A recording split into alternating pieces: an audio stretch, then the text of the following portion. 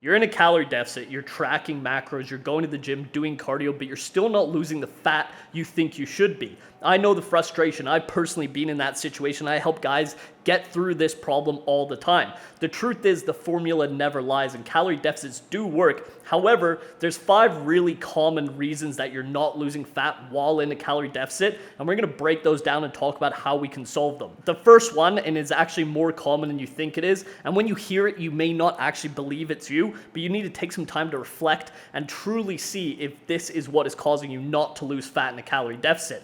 And this is lying to yourself. So many guys think they're in a calorie deficit. They track their food most of the week, but what ends up happening is they're either snacking, using oil, sauces, all these things that build up calories throughout the day. And next thing you know, instead of being in a 500 calorie deficit or 300 calorie deficit, you're actually eating above your maintenance because all these little things add up. Or you're being extremely strict throughout the week. You're on a significant calorie deficit, but you're in such a big calorie deficit by the time the weekend comes, everything goes out the window. You start snacking or you have a cheat day, and that cheat day ends up causing you to go way over your calories for the week. So you lose 2 pounds during the week, but then you end up gaining that 2 pounds immediately back because your calorie deficit isn't just about how you do daily. It's about building those consistency over blocks and weeks and months. And that's where you see significant process. In reality, over a week, you can't lose a crazy amount of fat, a pound, maybe 2 pounds. But if you're constantly overeating on the weekend, this causes you to basically just stay at the exact same level. And you're doing all this hard work throughout the week to ruin it in 1 day or 2 days, drinking and things like that. Number 2, your NEAT is decreasing while you're on a diet. So when you're in a calorie deficit, your body is trying to preserve energy because you're giving your body less fuel, which is calories. So what ends up happening is you start moving less, you start fidgeting less.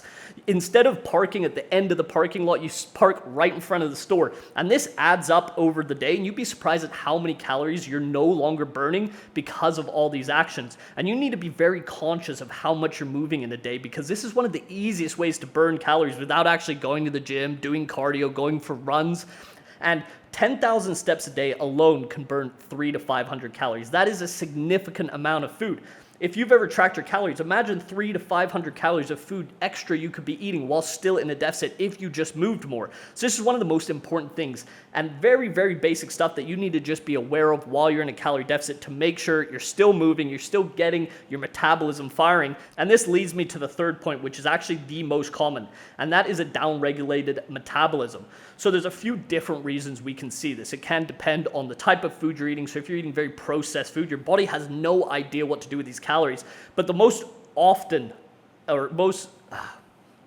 common reason I see is that people are eating too little food, causing their body to basically go into defensive mode, and their body is now storing that energy because they don't know when they're going to eat next. So what happens with a lot of people is they're very stressed out, they're working a lot, or they think if they just go on a super low calorie diet and don't eat, that they're going to burn more fat. But what actually ends up happening is you do these days of super low calories, one meal below 1,500 calories, and this is just not enough for your body to actually function. Your hormones start down-regulating, you start holding inflammation, and this causes you to not actually lose fat, but actually store more water, inflammation, and fat. So this is the most common thing I see because in reality, a calorie deficit does work. And when people say it's calories in, calories out, if you eat less calories, then you are going to lose fat. It is true, but there is nuance to this. And this is where it's really important that you need to make sure your metabolism is in a healthy spot. That means you're eating good whole foods that your body actually knows how to process. This is going to give you more energy, but you also need to build up your metabolism. So if you've been eating very low amount of food for a long time, trying to lose fat, and the scale is just not budging, you need to do a period called a reverse diet where you slowly increase your food over time, 100 calories, 150 calories per week, and do this till you're at a healthy calorie amount. A good amount to kind of work up to is around 27 to 3,400 on average for most guys. And this is going to be around your maintenance. And what you're going to notice in this period is actually as you start increasing your calories, you're going to lose fat. This isn't going to last forever, but your metabolism is basically starting to fire up now. And then when you go back into a calorie deficit slowly, the exact opposite of what you did while you're reverse dieting, building those calories up. You slowly start pulling them down. You're going to notice your body is extremely responsive. You get to eat more food, you have more energy, and now you actually have the fuel to burn more energy with your NEAT and your daily activity. So making sure your metabolism is healthy is absolutely imperative, and this is 100% the most common thing I see, especially in the modern age where a lot of our food is super processed.